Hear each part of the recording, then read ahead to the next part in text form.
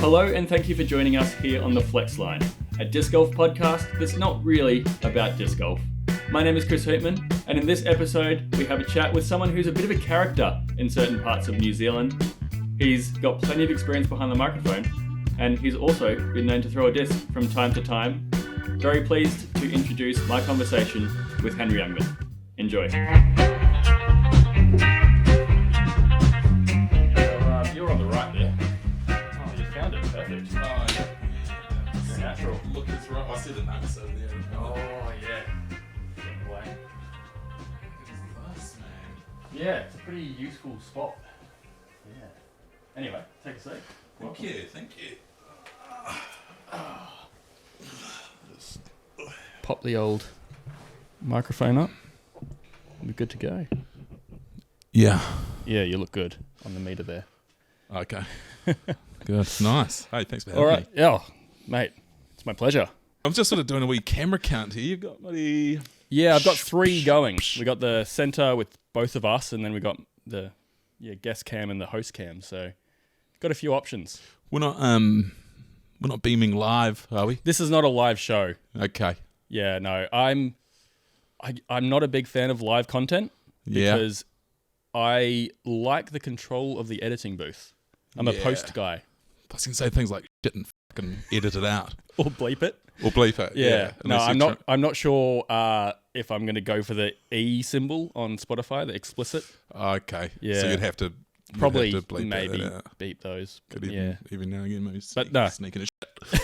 But then you had to probably try and bleep Keep it out. real. Keep it real. Okay. So we've actually gone back further than disc golf. We go deep. Yeah. I'm intrigued to kind of hear your side of the story as to where things kind of kicked off in our relationship, if you recall. You talking about the NZ ski days? Yeah. Yeah. Yeah. Oh, this is Queenstown and sort of, it must have been 2018. Could have been 17 17 from memory. Yeah. And I was sort of pottering about doing various sort of media related things, and then got pulled into the marketing office up there, and they were talking about doing a mountain based webisode series, which sort of got me pretty jazzed. And yeah, that was obviously you were up there as the marketing. Yeah, I was media coordinator for Coronet Peak. Yeah. With Ryan. That's right. Who was filling in for Kyle. But yeah, I really enjoyed Ryan's, creativity, and he was really switched on. Yeah, he was like a chill. He looked like a chill sort of Dave Grohl. Yes. Like, that long sort of black hair. Yeah. And just like super mellow, Yeah. super down for whatever. Very talented. Extremely. But one of the things that I still think about from one of those initial meetings was sitting down with this guy, Mike, the marketing manager of NZ Ski. manager. I don't know how much I can say here, but I'll say it. Who looks like Ross from Friends. And I've got a sort of reference to kind of people there. But yeah, so Ross from Friends and David Grohl and I are sitting in this office. And who was I? Well, yeah, I couldn't think. Yeah, Couldn't place me? Haven't really pinned any sort of... I like that. I'm kind of happy about that. Chris Hootman, It's a good result. Yeah. And Mike was just ripping into NZ Ski saying, how do you fuck up like marketing a ski field? This is fun. It's easy. Like how do so many people hate Coronet Peak and the Remarkables? And so he was pretty much just like, look, do whatever you guys want and just have fun, and there's no big sales push. And Yeah. Which is kind of the best brief you could want in terms of injecting your own creativity into the project. But it can also be the worst in terms of having absolutely no idea of what you should or shouldn't be doing. Yeah. Luckily, I think between you, Ryan, and myself, luckily you guys sort of knew what was going on and thrown a little bit of randomness and obviously a plan of what episodes to create. I think it worked pretty good. It was quite a lot of fun. Yeah. So that's sort of when we sort of first locked horns. And I had no idea you were disc golfing then. Ah, okay. Were you disc golfing then? Yeah. I sort of started... It's hard to avoid when you're in Queenstown, and I first got to Queenstown in kind of 2007 or so. So within a year of that, I would have Seen the course. Seen the course and cruised around with me old Buzz. Yeah. That was your first disc? Yeah. It was my Killer Bee. Right. Originally. Yep. And yeah, that was pretty much me for several years, just the one disc. Cool, man. That's kind of where it all started. Were you part of like that one disc crew, or was that pre you? Yeah, that was sort of us. It was, oh, right, okay. Yeah, there was me and a guy, Louis Lance, who's he's a pretty well-known character in Queenstown as well. He is one of the guys throwing these discs, and then another guy, Steve Tate. Yeah. He's still kicking about. Yeah, he's still getting it done, and of course Smokey, who's OG, and just sort of gone just a whisker shy of sort of being fully sort of pro, I reckon. Yeah. Probably a couple of almost got it in him, or he does, but he's not. I think he sort of enjoys some of the more recreational kind of components side of things, which is totally valid. You know, we all have the reason for the sport. Absolutely, so, that's sort of the beauty of it. But yeah, and all of us were cruising around with one disc, having a bit of a laugh. I'd sort of lunchtime at work, I'd shoot down and just bang out 18 holes in quick round, 40 minutes with Louis or whoever was keen. Yeah. Oh, that's really interesting. It's kind of become, it has become a staple of the Queensland disc golf scene down there, that whole one disc concept. Yeah, I didn't realise it was... had the cut through that you intended. Well, I didn't think it was such a thing, and we used to give baggers a bit of shit as well, because we obviously didn't take it that serious. It was a hell of a lot of fun. And we're getting pretty good scores. It was like, 10 under with the one disc. Yeah. If you're sort of doing it... It's a pretty straightforward course. Yeah. Just, yeah. And you can, you can still birdie the par fours with the, with the mid-range totally. easy or a putter or whatever. Mm. And then there's obviously the sport's changed quite a bit since then. And yeah, for sure. Things have evolved. Yeah. One disc doesn't quite cut it. Oh, yeah. Definitely not. You wouldn't take one disc to a tournament, I don't think. Yeah, well, we tried that at Paradise. Oh, right. Which year was that? Oh, it would have been, I don't know, 2010 or 11, and wouldn't recommend it. You probably lose it within the first 5 holes, and then you... Exactly. And then you got to borrow someone's, and your arm hurts.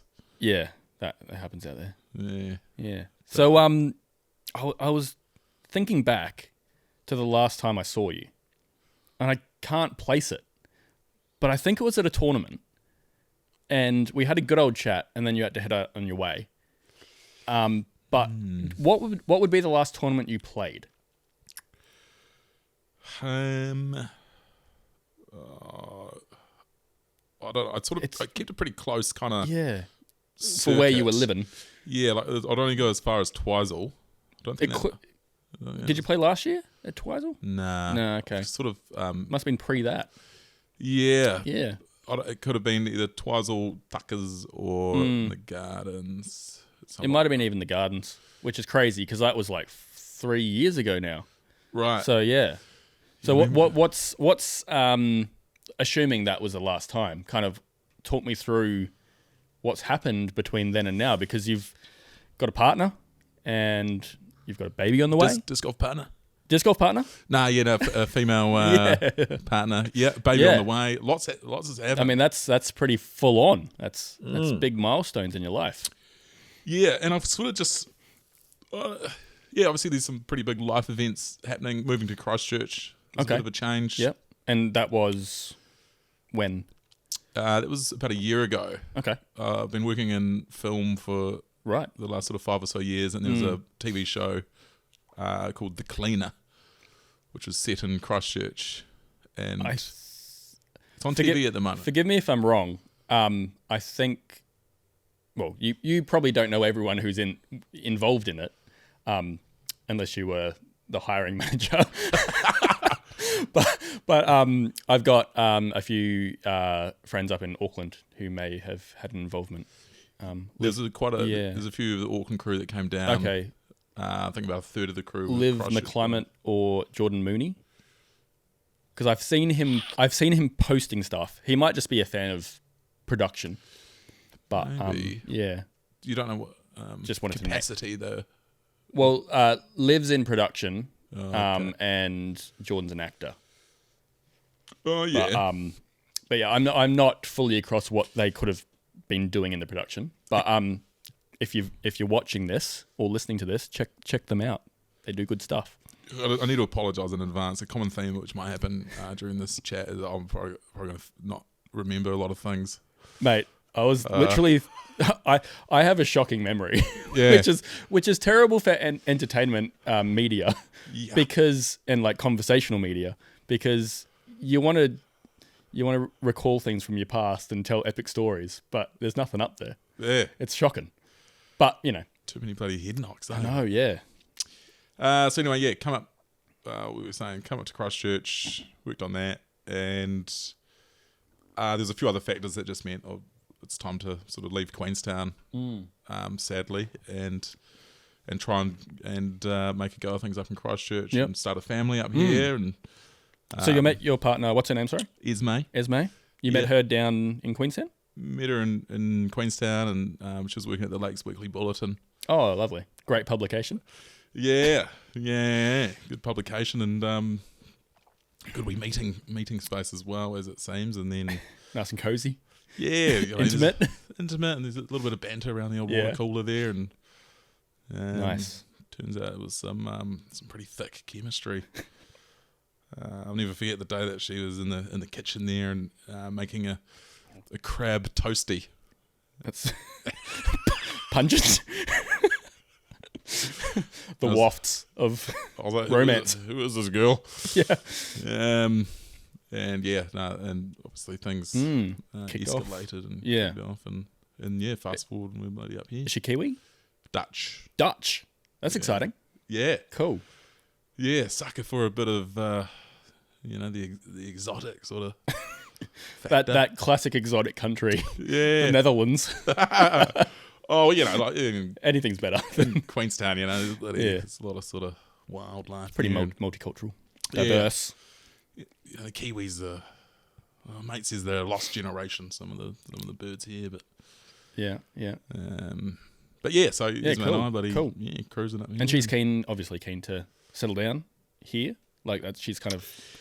She knew from a young age that she wasn't really keen to stick around in Udup. Yeah. In the nether regions, Netherlands. Wasn't right. So she came to the world's Netherlands, nether regions. That's Different kind of... yeah. She kind of just was not content, but sort of pretty happy to pull stumps and head overseas. And her visa ran out in Australia. She's like, Oh, right, bugger okay. it, I'll go to New Zealand. Mm-hmm. Speaking of Australia, you were just over there for a baby moon, or at some form of vacation. Yeah. We had about a week between sort of Brisbane and Byron Bay. Lovely, good part of the world. That's where I'm from. Isn't it? Brizzy. Yeah. So what spots did you hit up? What can you recommend to our viewers? Well, had a bit of time in the GC as well, and it was quite good going into the hinterland above Byron Bay. Willumbar, Nimbin. Yeah, there's a little... went and checked out Nimbin and some of the biggest little town in Australia, I think one of them's called, and it's a bit of a hippie, sort of a old school... Could have been Nimbin. Yeah, it Or might have the- been. yeah. It all sort of... There's a lot of syllables. Yeah, a lot of To stumble over. original sort of words to sort of negotiate. But that's cool. And there's that mountain above Brisbane as well, Tambourine Mountain. That's a hinterland for the Gold Coast. Oh, is that? Mount Cootha is above Brisbane proper. Okay. But yeah, Mount Tambourine's kind of more Gold Coast area. Gotcha. Yeah, we had But a night Tambourine's up- beautiful. Yeah, it was awesome. It's sort of, we kind of just winged it. Didn't plan too much ahead of the trip. Just winged it and Right. ended up there. And yeah, it was awesome. Cool. Love Was there a Australia. particular reason for going there? Or just because it looked nice? We haven't. Isma spent quite a bit of time in Sydney. She lived there for a bit. We just haven't really spent that much time there, and thought it'd be cool to check it out and catch up with some friends that were down in Byron Bay. And How did you find Byron compared to the Gold Coast? Was it yeah, like... night and day. Yeah. to be fair, we only sort of skimmed through Byron Bay, Okay. had a dip at the beach, grabbed some stuff from the Aldi supermarket. Just to give Esme a taste of home, or Exactly. She's like, oh god, you got to try these cookies. And just like beeline to the cookie section and just picked up these European treats that we don't get in New Zealand. Yeah. So tick that box. And we had a conversation about competitive, grocery market, that whole side of things. Yeah, it was. Yeah. I don't know. It's can't beat an Aldi really, and pretty good price for the vino and Yeah, it's those good. It's good cookies. down there. Yeah. Yeah, no. I spent a lot of, obviously coming from Brisbane. I've lived in quite good proximity to the Gold Coast and Byron Bay, but I've probably only been to Byron maybe 10 or so times in my lifetime, and every time I've been there, it's just seemed bigger and busier and slightly less appealing every time I've been there. That's exactly sort of my thoughts on Queenstown now, Oh, sadly. These beautiful little parts of the world that just get swamped and lose their essence. One thing I thought about Brisbane. Go on. No need Go to on. offend here. I got sort of Gotham City vibes there, eh? That's just because you saw the Gotham City building, isn't it? Is it what? It's a Batman building. Did you not see it? Well, yeah, I saw a lot. I was like, this place is. Oh God, I'm feeling Gotham here. And plus There's literally a building called the Batman building. You're kidding me? No, I'll bring it up. Oh, well, yeah, no wonder it's got Gotham City vibes. Oh, how did you miss it? Well, Did you go to South Bank? that's probably one of the things that I saw that I was like, ugh, God, like this reminds me of Batman. Plus, there's a lot of cooked people. It's literally one of the first search results, Batman building, Brisbane. Let's have a wee look there. That's the old wiki page. Oh wait, is that because it looks like Batman? Kind of. But I mean, it does also give off Gotham vibes. Big time. But yeah, Do you? We'll bring do it you up. We can impose bring it this? up. You can Yeah, impose yeah. this. I'm not sure. I haven't done this before. But we'll see what it can be done in the editing suite. But yeah, no. Okay. I'm surprised you missed it. It's kind of, growing up, this was very much an icon of the cityscape, the skyline. Uh-huh. But it's very quickly been superseded by other buildings. So it probably has lost its gloss. Well, a lot of the buildings have this tone. It must be the stone. Is it some of the stone that just gets bloody mined around there because it all has a similar like the tone? older buildings or the new Yeah. ones? Because I don't think they really make new buildings out of stone these Yeah, days. It must just be all the old ones. It's just got Yeah. this similar sort of like, A lot light of the brown stone there was sandstone. mined from the Kangaroo Point Cliffs.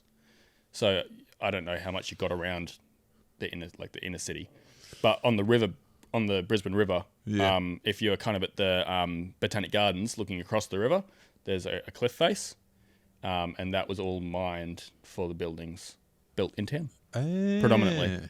Okay. So yeah, kind of Kangaroo Point. I'm not exactly sure what the stone exactly is, but it's got a special name. Right. And yeah, a lot of buildings in Brisbane are built from that. Cool. Yeah. Yeah. No, like I say, we loved it. Loved it over there. Oh, I'm glad to hear. It's always cool to hear kind of first impressions from people visiting my hometown. Yeah. Well, you only really hear. Did you go stories on the from- Ferris wheel? No. Okay. I used to work there. Oh, right. Yeah.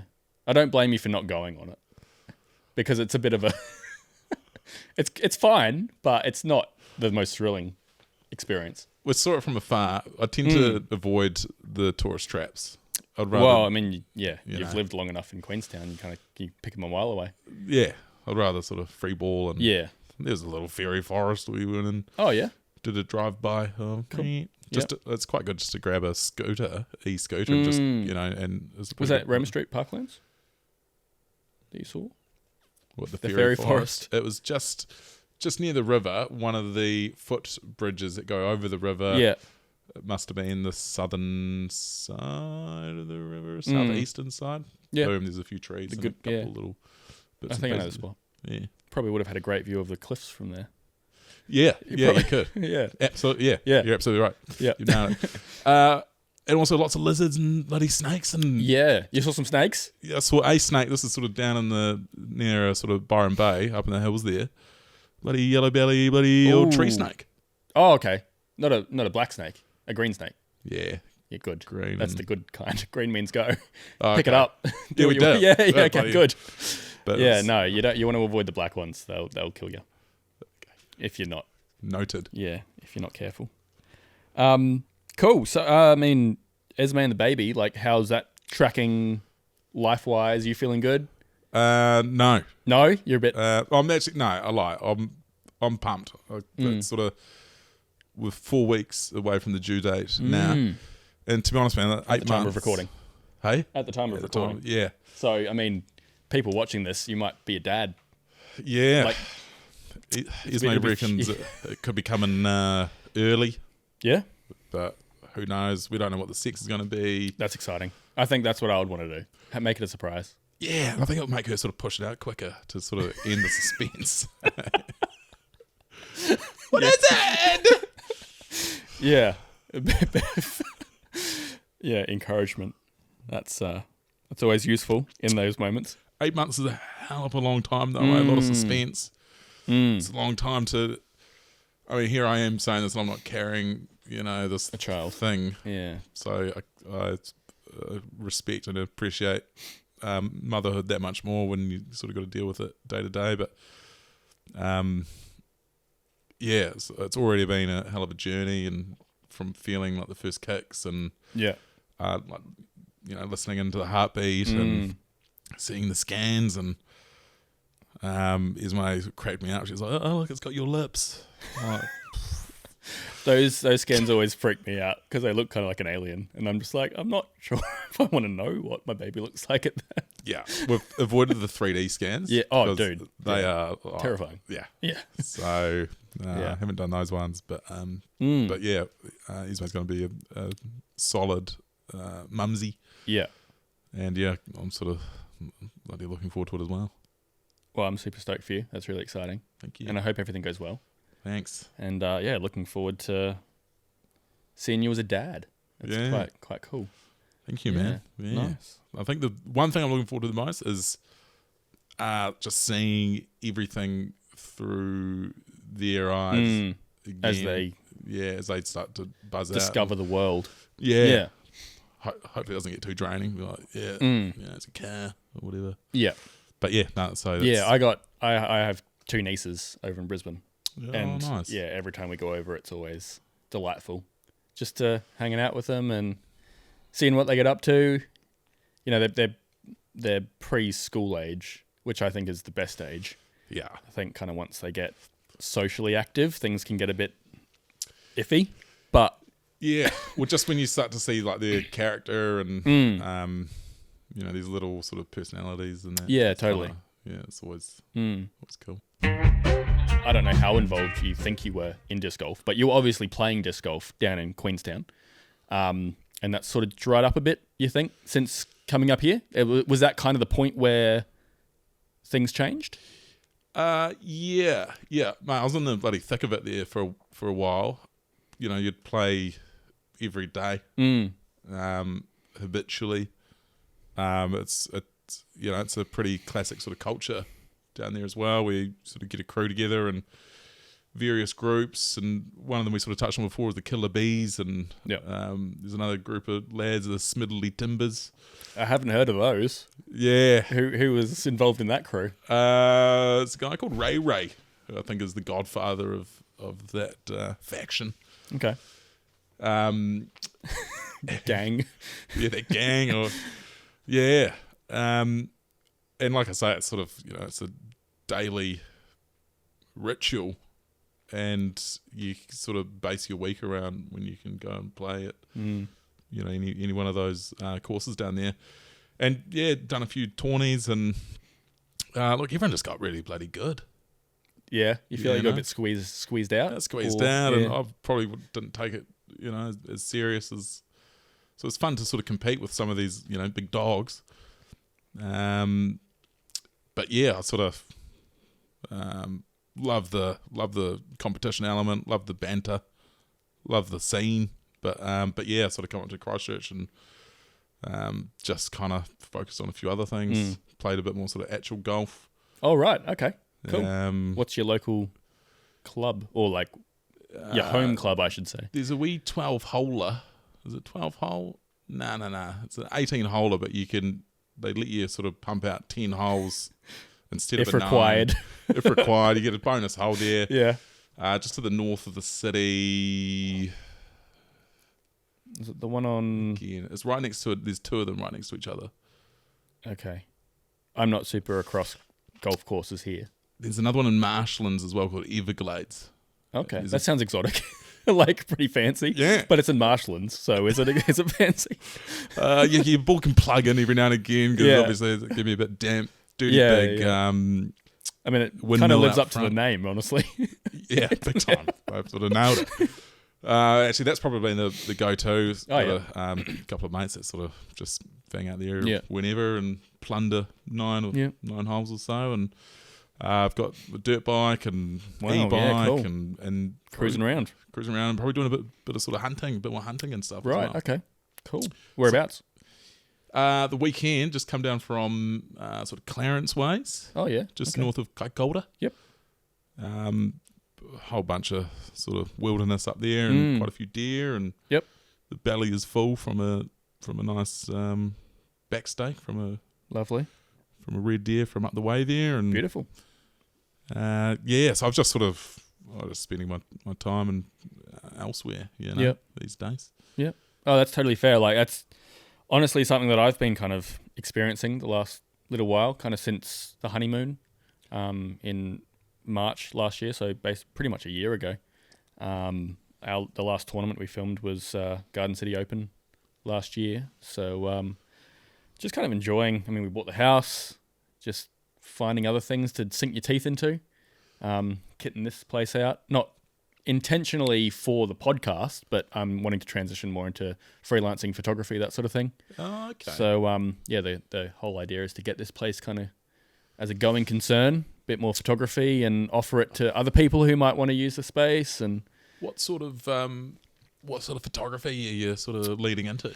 well, my day job's at the museum, so I photograph their collection, so objects, cultural heritage, that kind of thing. So, I mean, I studied at an arts college, so I've always had a bit of a soft spot for the fine arts, and just lost the monitor, but that's all good. We'll crack on. So the timing. Yeah. So we're off the clock. Awesome. We can just. Yeah, it's a lock-in. Yeah. Do it. No, yeah. So kind of, I want to focus on fine art reproduction.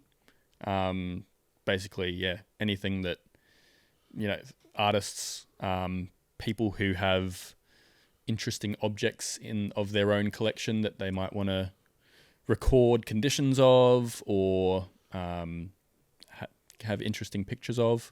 But yeah, the key target market would be galleries and artists. Did you say but fine then also arts reproduction. Yeah, I did. Has it got anything to do with sex?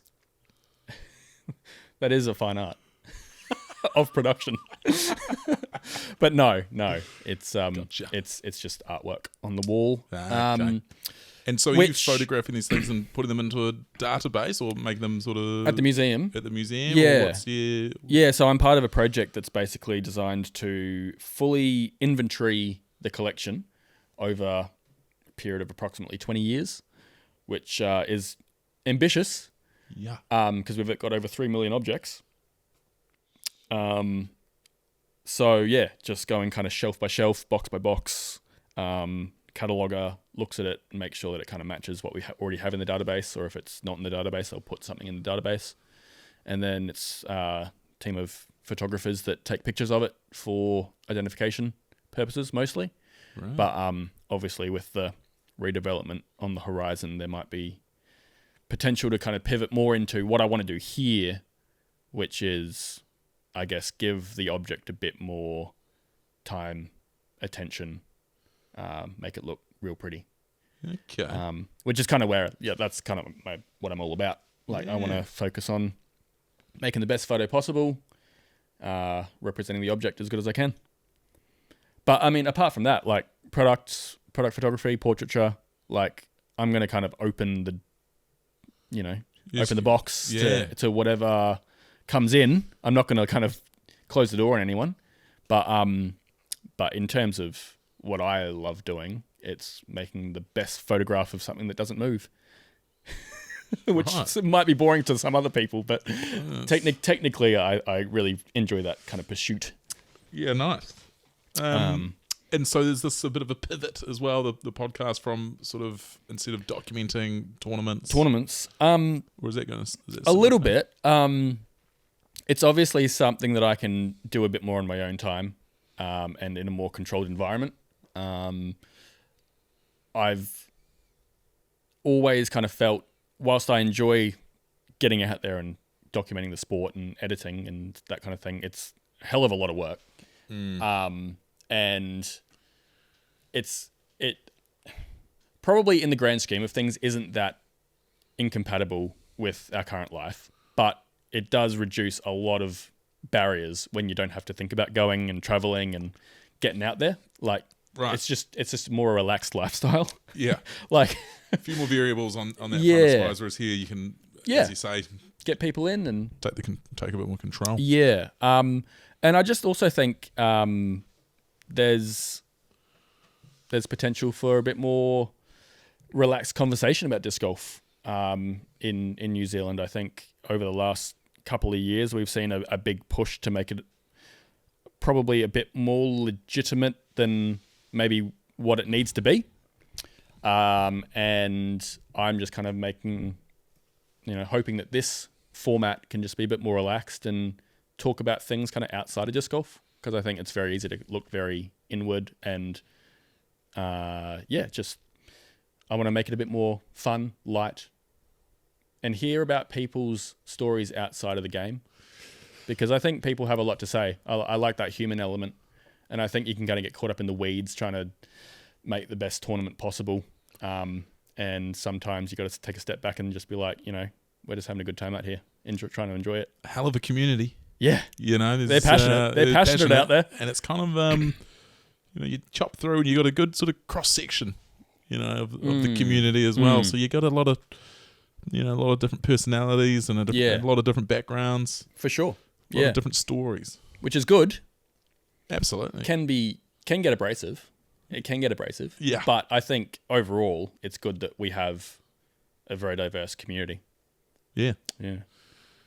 Oh, that's cool. It'll be interesting to see what sort of stories and sort of narratives you're able to unlock. Yeah. No, I'm looking forward to room. it.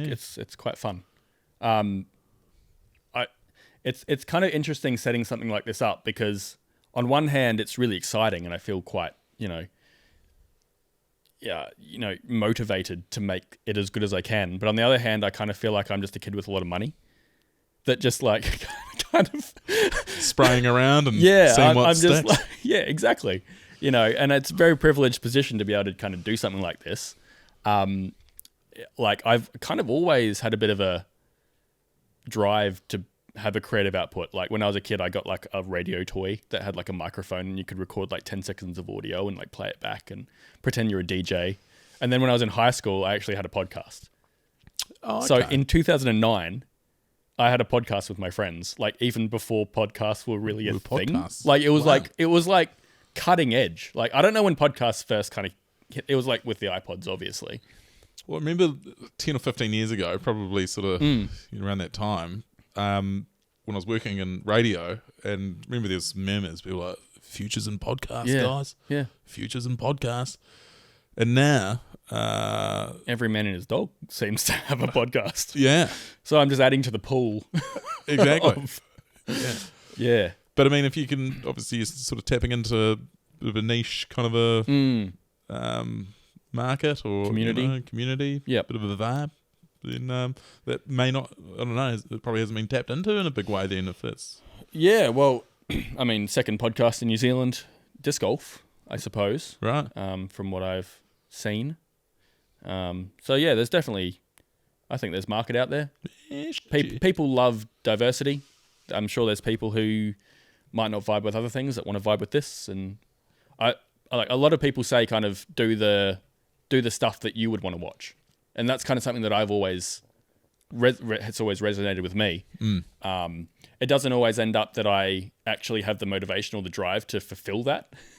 I have a very short attention span often when it comes to projects, and I get quite excited about an idea, Yeah. And then I build it up and I build it up and I'm like, yes, this is going to happen. And then I kind of crest the hill and I'm like, it's happened. I'm just going to forget that I even wanted to do it. So, I'm sure it'll have legs for at least the first season. Beyond that, who knows? But I think there's always an excitement about something new. The first, kudos for already doing the first thing, which is doing something. Yeah, It's just, so respect. Speaking of your past in radio and media, I guess first, can you tell us a bit about what exactly you've done? And then a bit more selfishly, kind of give me a bit of philosophy or advice that you've learnt along the way in terms of hosting and presenting an audio visual medium. Because I think you're a very charismatic presenter. And I don't know if that's kind of you as a person or if you put on a bit of a persona. Because for me, I feel like I almost have to act a little bit when you're in front of the camera. You need to go to like 120% as a person. Yeah, that's kind of, I think, was the mentality for old school radio presenters, where they sort of project this image of someone like a wacky, bit more larger character. than life, with a radio voice, and we got some cash to give away this morning. Yeah, and I don't know. That's kind of, I think it's sort of still. Well, maybe it doesn't really happen so much nowadays, but so where it started for me was at a community radio station in Ranfurly, which is in the middle of the South Island, the Maniatoto. Yeah. I did a 6-month dippy in Wellington, got the certificate in broadcasting. Okay. And like the license? You're kind of like go into the... Got the license to thrill on the radio. And so I promise not to say any bad words on air, sort of thing. And if I do, here's the address for the Broadcasting Standards Authority. Right in. And but yeah, so a guy from the school got a job in Alexandra with MediaWorks, and he's like, there's this little community radio station in Ranfurly that need a breakfast guy, and it turns out like a copywriter and a producer, and I was like, mate, get me in there. I don't know where that is. I don't know if it's got anything to do with the Shield or the beer, but I'll head down there and have check a it out. crack. Yeah. And I still remember driving in there on a Sunday afternoon, and it was like there was tumbleweed sort of coming down the road. There's sort of less than 500 people in this town. It's a small spot. It's a small spot. They've got 2 Foursquares though, which is huge. That's actually probably has the maximum, like the highest Foursquares per capita in New Zealand. Yeah, huge talking point. Yeah. How many times did you mention that on air during the day? Oh, well, one of them sponsored the weather, so you had to. It was built into the contract. You're obligated to mention it. That's it. But I ended up absolutely loving it there. Like, I didn't know what to expect.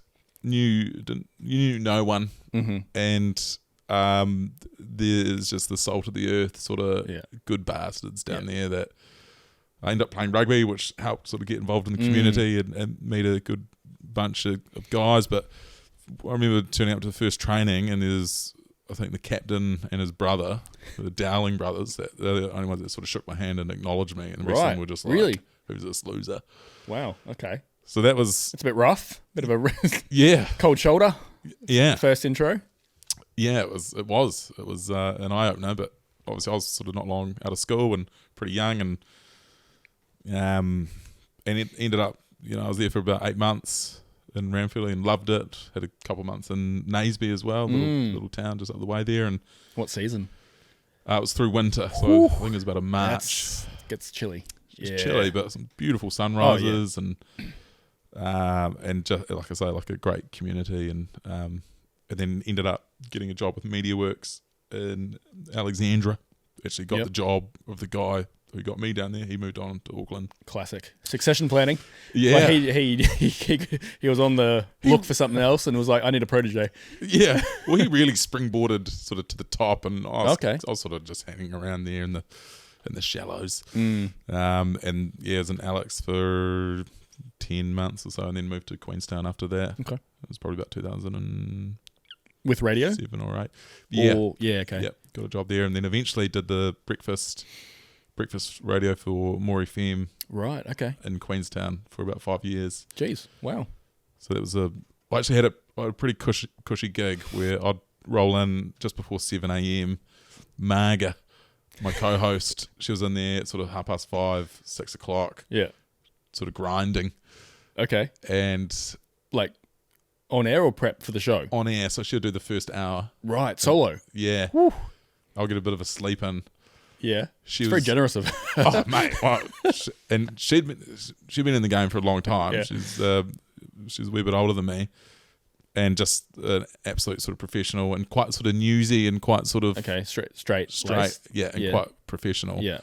And you were kind of the loose cannon that Yeah. brought a bit of spice to the show. Yeah, gave me a bit of movement just to sort of come in and Yeah. just Flavour. Yeah, Sprinkle that on and a little bit of cinnamon, yep. a little bit of garnish on top there, and so it was a cool team, and we bloody loved it for about 5 years, and Wow. That's a decent run. yeah, it was. I don't know where the time went. Did you call it, or was it the network that pulled the plug on the show? Uh, Chemistry kind of took a dive. it's weird, man, because sometimes we would be grumpy, and because it's like a marriage. Right. It is like a marriage. The 'cause co-host scenario. Yeah. Yeah. Because you're spending a lot of time together. In the And- morning, that's like tension.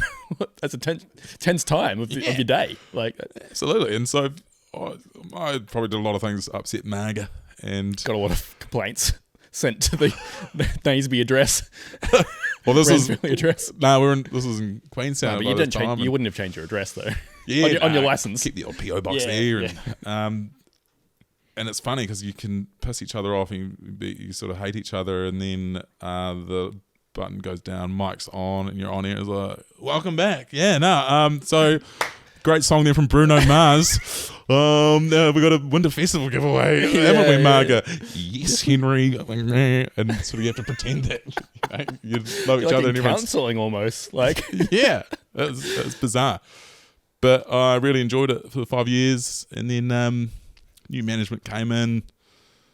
God, this guy was pretty draining, and then an opportunity came up to go and play rugby in Germany. So I went and did that. Wow. Yeah, it's really fun. How did you get headhunted from radio to rugby? I was playing rugby for Wakatipu Okay. Throughout that period. throughout my 20s, Yeah. throughout that period. And then I was 27, and I'd sort of been running a market in Queenstown for a wee while, ready for a change of scene and ready to do a bit of travelling. Yep. And a guy knew a couple of Kiwis in Frankfurt that had a bit of an academy and were coaching and playing in the Bundesliga over there. And they're like, "Buddy, anyone that's keen, come over." Yeah, right. So I went and did that. That's a pretty exciting opportunity. I loved that. Yeah. Love Deutschland. Yeah. Yeah. Got intimate with the Netherlands while you were there, or Dipped the toes in. Yeah, a couple of trips to Amsterdam Yeah, and tried to. saw what could be on the horizon? Got a bit of taste. Maybe that's where it all began. You know, got some pretty looking tulips Yep. over there. Sure and, do. Don't get me started on that stroopwafel. Classic. It's pretty good. And so yeah, loved Europe. And, Yep. And had a year there, and then a year playing rugby in the States afterwards. Wow. Jet setter. Really got around. Yeah, so really good to get both sides of Yeah. the story from the history, Totally. from the archives there. Of the big one. The big one, number 2. Yep. So yeah, I loved it, and it was a good change up. Yeah, nice. And I think, to be honest, man, I got pretty sick of commercial radio. Yeah. It got to a point where there wasn't any sort of creative freedom in a voice break. Yeah, it's very structured. Quite structured, and you sort of couldn't really. Was it did you have a producer? Or, Nah, not really? not Okay. in Queenstown. Yeah. Pretty bit lower team, smaller team. Yeah, low tier. It was in Did a you have market. Did you have a button presser, or were you pressing the buttons? I was in there pressing the buttons. You were on the desk. Yeah, Okay. I was running. So it was just you two. Did the anchoring, yeah, and then Janie would be listening and give us. You had ear one checks. viewer, one listener, Janie. Yeah, Janie would call in and be like, "Guys, great show today." Loved it. I was like, "Thanks, Janie. Thanks for the fan mail. We'll do it again tomorrow." But no, Janie, she was what, quality control or something? Janie What was would she? critique. She was like, she worked at MediaWorks as well. Okay. She would sort of, critique and ear check us, is, I guess Right. the term, And then there's a couple of jokers in Auckland as well. Obviously, it's part of a nationwide network, and so we get sort of grooming from them as well, and a bit of training and all that sort of thing. Okay. So, Right, well, pass on their nuggets of wisdom. Like what? Oh yeah, it's easier said than done. Just to be yourself is, I think, anything that's authentic and real is. I feel like you do that well. I think that was honestly almost the script lifted. I don't want to say script because that kind of pulls down the curtain, but I think that was what you said in the intro to Well Groomed. That first little promo we did. It's like nothing scripted. It's all real, something like that. So I probably should just watch that again. Yeah, it's all in there, actually. I told you 7 years ago or whatever. So that's kind of the biggest thing. I think if anyone's watching something, it's, well, for me anyway, it's pretty painful if it's disingenuous. Is that a word? Disingenuous.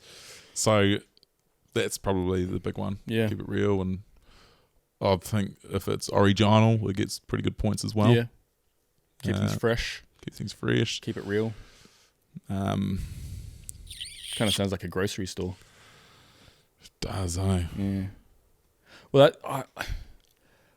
I completely understand that sentiment, but it also kind of freaks me out because I consider myself a fairly uninteresting person.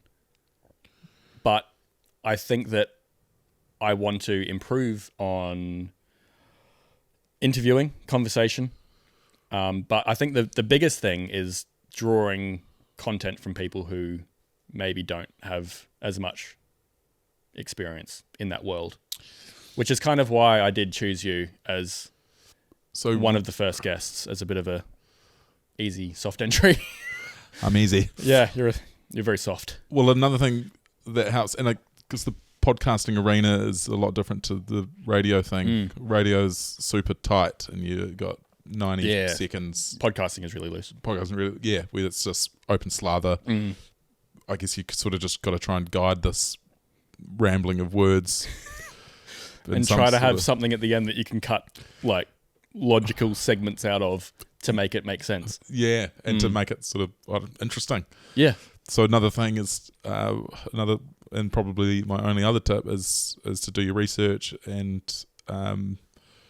know your guest, or have some nuggies. Put out a wee nuggie, and obviously you've sort of put out a couple of things, a couple of bits, and and that's kind of, I think, with those two sort of fundamentals. Do you have any podcasts, media, productions that you really enjoy, that you rate, that you listen to at the moment? Not a religious. You're not a listener? Podcast listener. Yeah, right. Okay, interesting. There's one podcast that I've always sort of recommended, and it's From Shining Tree to Shining Tree. Interesting. And it's about these trees. I've got a lot of concepts in my mind that could be. Well, this might blow your mind. It sounds like wellness. I'm in the wellness sphere. It touches you deep inside, if that's what you're after. And it's basically the science between trees talking to each other from these microbiotic connections, highways that transfer enzymes. There's enough in that to make a podcast series. It was just one episode. Okay. But so it's from Radio Lab. Radio Lab was that. It's like, wow, there must be a motherload of content in that one subject. It's just a 40 minutes. Yeah. I listen to it every night. It's great. And then another cool one, and this is actually a series, it's called Winds of Change. And it's cool. You got my attention. Yeah, the song from Scorpion. Yeah, Wind Scorpions. I think it's Scorpions. Yeah, plural. There's multiple scorpions. Ah, okay. Yeah, well, there's almost half a dozen on there bloody playing music. So there's a conspiracy theory that the song "Wind of Change" is related to propaganda. Was written by the FBI. Yeah, it's like some propaganda thing. Yeah, and helped bring down the wall. Yeah. In 80. My dad was just here and he told me about that. Yeah. We can probably file this podcast on the conspiracy theories now. Mate, file it. Yeah, there's another another hashtag sort of searching reference but no, there. Yeah, I'm aware of that. So is that a full podcast series on that particular song? Yeah. Wow. On whether or not that theory has any merit. Bit more meat on the bone than tree enzymes. Two total different sort of areas there, but cool. They both got me pretty fizzed, but yeah, don't have any. I'm not sort of any religious sort of a listener and anything.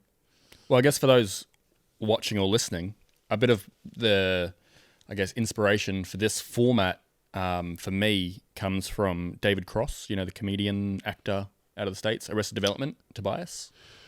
Okay. The bald guy. Yeah, a bit of a beard. Not ringing any bells. Okay. I'll bring him up on screen.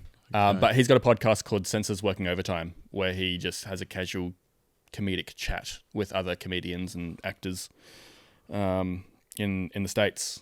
And it's just, obviously he's a very established personality in his own right, and he's a very funny guy.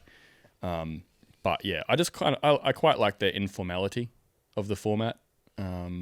There's absolutely no recurring concepts whatsoever, apart from at the end he has his daughter he has a list of questions that his daughter has posed to him that he then asks the guest. So they're quite absurd concepts. That's the only thread that runs through it. But I just really like the casual conversation, and it is more than often quite hilarious because he's a master comedian. So that really helps. That definitely helps. And it's one thing sort of having something planned, but anything that happens organically is... Embrace it. Yeah, that's where sort of the gold magic is. happens. Yeah. That was another thing from the broadcasting days where it's... initially you'll be embarrassed if you make a mistake, but if you can sort of turn that... If you can turn that into a little, bit of gold. Yeah. And come up with something sort of bitey. Yeah. And that's what I think makes it resonate with viewers. Because they're like, nothing's perfect. And there's always entertainment in the failure or the unexpected. Yeah. That's where the magic lies, really. And again, a bit of realness in it as well. I guess now you're in Christchurch. You're looking for a pad, your own place to live. Yeah, we've been on the house hunt with, I shit you not, racked up about 100 open home viewings. Yeah. Over the last 12 months. Yep. It's a grind. Mate, yeah, we've casted a pretty wide net, put a few offers out there. I think we've sort of flung maybe 4 or 5 offers. One of them turns out was a potential sort of leaky home. Right. The building inspection came back and was like, steer clear. Yeah.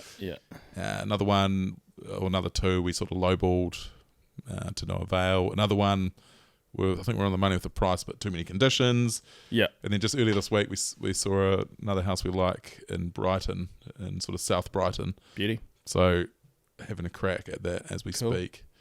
Yeah, New Brighton's a great spot if you did want to kind of reintroduce yourself into the disc golf scene. You got Bottle Lake just up the road, and Ascot and Brooker Ave. So in that pocket, it's a good pocket in Christchurch to be if you wanted to pick the discs back up. Head up there and just surround myself in chains. Yeah. No, Bottle Lake would be quite reminiscent of the Gardens, minus a bit of the altitude and the chill. Right. But yeah, in terms of pine forest, you'll be right at home. Okay. So yeah, check it out. If you still got the bag. Dust off the old buzz. Yeah. You might need a bit higher speed than a buzz, but take it at your own speed. Yeah. Okay. Good to know. You'll be all good. All right. Well, thank you so much, Henry, for coming on. Pleasure. It's been really great to chat, and I wish you all the best for the next couple of months. You've got a lot on your horizon, and I hope it all goes smoothly for you.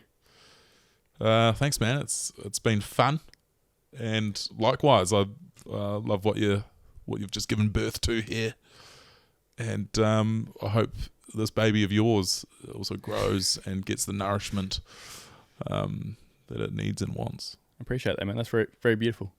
Thank you. Thank you. I probably should have shaken your hand on camera, but oh well. I'll shake your hand now. We can do an insert. Make it look natural. Cheers, Henry. Well, thank you, man. Yeah. Appreciate Pleasure. it.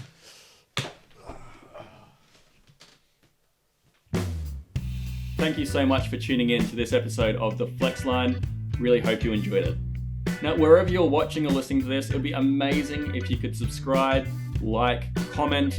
Every little bit of engagement really helps boost the show. Now, as for Series 1, all of these conversations have been already filmed and they'll be coming out the next couple of weeks. So anything that you comment on the show, we won't be able to talk about right now in the next coming episodes, but we will definitely see them and put them into future series. So please have a chat. Looking forward to hear your feedback.